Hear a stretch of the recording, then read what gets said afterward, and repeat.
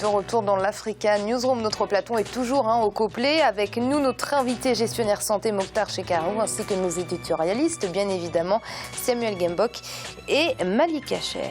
Et les pays de la communauté économique des États d'Afrique centrale, la CEAC, se retrouveront à Bruxelles, en Belgique, ce 14 juillet pour discuter de l'essor et de l'avenir du secteur énergétique dans la sous-région. Les autorités de cette sous-région comptent en ce sens réunir leurs partenaires techniques, mais aussi leurs partenaires financiers. C'est un sujet d'Ibrahima Dioumaba. Les pays membres de la communauté économique des États de l'Afrique centrale vont se retrouver avec leurs partenaires techniques et financiers à Bruxelles, en Belgique, le 14 juillet 2016. Objectif: trouver des solutions durables au développement et au financement du secteur de l'énergie en Afrique centrale. Nous avons invité tous les partenaires en vue de faciliter les partenariats et de financer les programmes énergétiques des États de la communauté économique des États d'Afrique centrale. Un livre blanc pour les investissements dans le secteur de l'énergie en Afrique centrale avait été élaboré par les ministres de l'énergie de la CEAC et de la CEMAC en octobre 2014 à Yaoundé. Des investissements de l'ordre de 7 400 milliards de francs CFA y sont prévus pour développer l'accès à l'énergie électrique en Afrique centrale entre 2014 et 2040. Les enjeux de la tenue d'une telle rencontre à Bruxelles pour les pays de la CEMAC surtout sont liés déjà premièrement à la réduction du déficit énergétique, c'est-à-dire qu'il sera possible de répondre aux besoins en électrification. La deuxième chose, c'est que réunir de tels financements pourra aussi permettre de développer le secteur du renouvelable. Aujourd'hui encore, nous dépendons à plus de 50% des énergies fossiles. Nous pensons que des financements importants venant des partenaires privés et publics pourraient permettre de développer le secteur du renouvelable qui devient de plus en plus compétitif. Pour le développement de nouvelles capacités, près de 68 milliards de dollars sont requis au cours de la période 2014-2030, dont plus de 91% pour les centrales hydroélectriques. 61 000 milliards de francs CFA seront nécessaires pour la mise sur pied des nouvelles infrastructures hydroélectriques en Afrique centrale. Samuel, il est important de rappeler à quel point le déficit énergétique du continent dans sa globalité freine le développement économique. Clairement, sans énergie, on ne peut pas envisager le développement, et encore moins le développement économique, et encore moins l'industrialisation, parce qu'il faut quand même mettre en place des moyens pour pouvoir ravitailler les entreprises qui veulent s'industrialiser. Donc en ce qui concerne l'Afrique centrale, je pense que le retard est beaucoup plus colossal. Pourtant, c'est une sous-région qui est quand même bien lotie en matière de ressources, que ce soit au niveau du solaire ou en matière d'électrification. Simplement, beaucoup de retard a été pris au cours de ces dernières décennies, et cela ne permet pas d'envisager des perspectives beaucoup plus importantes au regard de la rareté des financements sur les projets structurants dans les différents pays. Mais la responsabilité aussi incombe aux pays de la sous-région, qui sont beaucoup plus portés vers des financements extérieurs et avec une faible capacité, une faible mobilisation régionale pour financer et accélérer la construction des infrastructures qui permettraient certainement de contenir ce déficit. Malik, l'électricité pour tous, c'est vraiment une priorité pour nos États, car lorsqu'on connaît le potentiel énergétique de certains pays, notamment ceux de la CEAC, on a du mal à comprendre pourquoi ce n'est toujours pas exploité.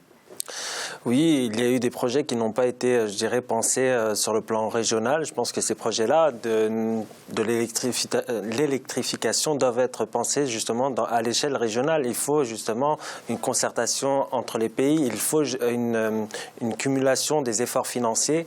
Je suis attristé de voir que cela se passe à Bruxelles et que les partenaires financiers ne seront probablement pas africains, parce que dès lors qu'il y a ce schéma-là qui s'annonce, je pense fortement que ce sont les entreprises malheureusement européennes et occidentales qui vont aller dans ce secteur-là et faire du profit. On aurait pu, et je ne dis pas ça par panafricanisme creux, je dis ça parce qu'on a des sociétés qui sont capables de mener en Afrique ces projets d'électrification. On a des expériences qui sont bénéfiques à prendre. Je pense par exemple à l'Éthiopie qui a réussi à se diversifier sur le plan énergétique. On peut prendre cette expérience-là de l'Éthiopie, et je pense que ce pays peut peut apporter vraiment beaucoup à la région de l'Afrique centrale. Je pense qu'il est préférable de réserver ce secteur qui est stratégique de l'énergie à des entreprises qui soient africaines. Je pense que les États peuvent impulser ça, même si ce sont des États étatiques, les institutions, voilà, au premier plan. Et tournée officielle du président indien Pranab Mukherjee en Afrique depuis le 12 juin pour une période de 6 jours. Il est tout d'abord arrivé en Côte d'Ivoire et puis cette mini-tournée va également le mener au Ghana et en Namibie. Une visite qui a comme principal objectif de concurrencer la Chine. C'est ce que nous explique Alun Guindo.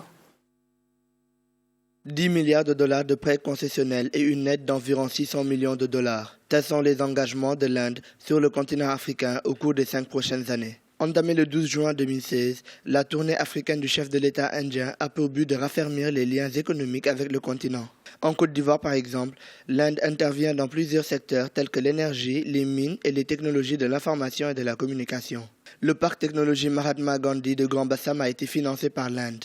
Le volume des échanges bilatéraux en 2015 était estimé à 800 millions de dollars. Il y a un secteur à prendre, il y a une place à récupérer, il y a un intérêt diplomatique ancien à transformer en intérêt économique à travers le renforcement de la coopération. L'Inde a été un pays diplomatiquement actif et très présent au début des indépendances africaines. Donc l'intérêt de l'Inde économique, de l'Inde pour l'Afrique est réel. Deuxième pays le plus peuplé au monde, l'Inde cherche à rattraper la Chine au niveau de la coopération économique avec l'Afrique sur la base des engagements pris par son gouvernement lors du 3e sommet Inde-Afrique en octobre 2015. Le premier intérêt stratégique de l'Inde comme la Chine, c'est en fait de booster les entreprises indiennes qui sont souvent en panne de marché. Et vous savez, quand vous êtes dans 10 pays africains à qui vous proposez 10 stades ou bien 10 lycées, ça crée quand même quelque part chez vous, d'autant que ces entreprises-là sont chez nous, c'est dans les pays africains-là pour transformer cela. Donc oui, l'Inde, l'économie indienne en profite et par conséquent, au-delà de la diplomatie, elle doit déployer quand même une diplomatie économique. Les échanges commerciaux entre l'Inde et l'Afrique ont plus que doublé en 7 ans. En 2015, ils étaient de 72 milliards de dollars. Depuis 2008, New Delhi a accordé plus de 7 milliards de dollars de crédits concessionnels aux pays africains. Malik, on ne peut pas encore parler d'un partenariat gagnant-gagnant quand on parle du partenariat entre l'Afrique et la Chine. Ça reste en tout cas un partenariat sud-sud. Et on le sait, les partenariats avec l'ancien colonisateur nous ont coûté très très cher. Il est peut-être temps de les diversifier aujourd'hui. Oui, le partenariat avec l'Inde, avec la coopération sud-sud est vraiment un exemple et doit être promu davantage.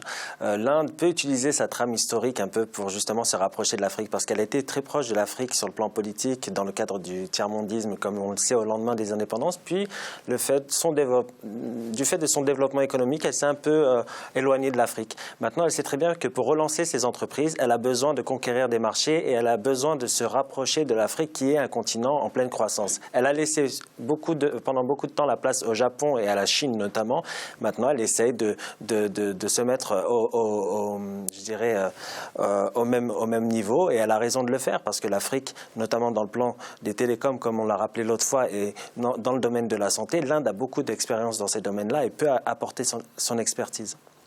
Samuel, quel regard portez-vous sur ce nouveau partenariat, en tout cas ce partenariat qu'on entend dynamiser, et justement, le voyez-vous d'un bon œil ?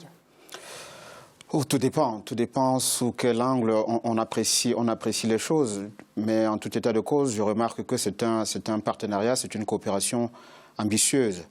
Les chiffres ont été évoqués, mais peut-être à minima. Je pense que le volume des échanges entre l'Inde et l'Afrique a été multiplié par des dizaines, parce que finalement, il est passé de 3 milliards en 2000 à environ plus de 70 milliards en 2015. Donc, voir comment l'Inde se rattrape par rapport à la Chine, qui accumule un volume des échanges avec l'Afrique de l'ordre de 210 milliards de dollars.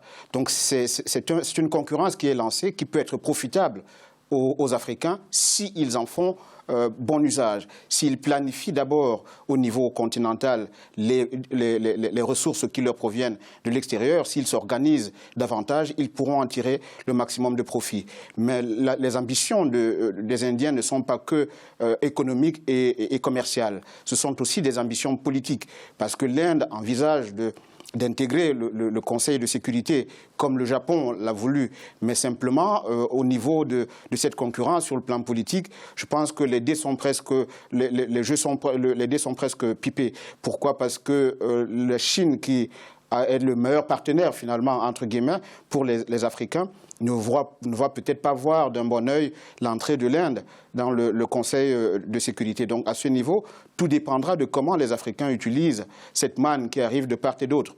Au moment où les Chinois annoncent un fléchissement de leur financement à destination de l'Afrique, les Indiens augmentent l'enveloppe destinée au crédit. Simplement, il faut aussi préciser, peut-être pour terminer là-dessus, on ne fait pas de la philanthropie parce que l'enveloppe destinée aux dons de l'aide est passée de 1,2 milliard à 600 millions de dollars.